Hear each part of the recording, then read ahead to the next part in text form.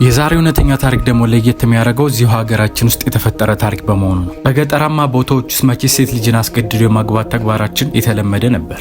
ዛሬ በዛ ዙሪያ የተፈጠረውን አስገራሚ ታሪክ ነው የምነግራችሁ። ወደ ታሪኩ ልሰዳችሁ።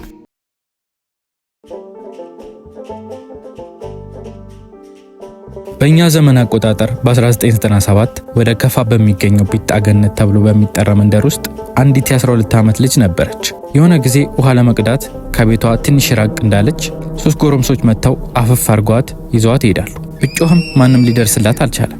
ወደ ጫካ ውስጥ ወስደው አንደኛ ወንድ እንደሚያገባት እየዛተባት ይመቷት ጀመር። ለ7 ቀን ያክል እዛው ጫካ ውስጥ እያሰቃዩት ቆዩ።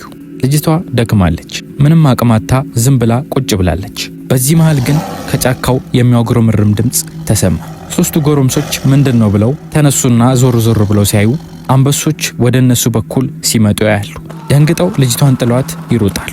አንበሶቹ ልጅቷ ወዳለችበት ቦታ መጡና ተሽከርክሯት ዙሪያውን ከበዋት ቁጭ አሉ። ልጅቷ ስለተዳከመች ከመፍራት ውጪ ለየት ያለ ነገር አላረገችም ነበር። አንበሶቹ ለሰዓታት ከበዋት ቁጭ አሉ።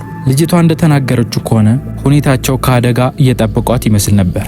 ከጫካው የሰዎች ኮቴና ድምጽ ልክ መሰማት ሲጀምር አንበሶቹ ብድግ ብለው ወደ ጫካው ገቡ። ቤተሰቦቿ ከፖሊስ ጋር እየመጡ ነበር።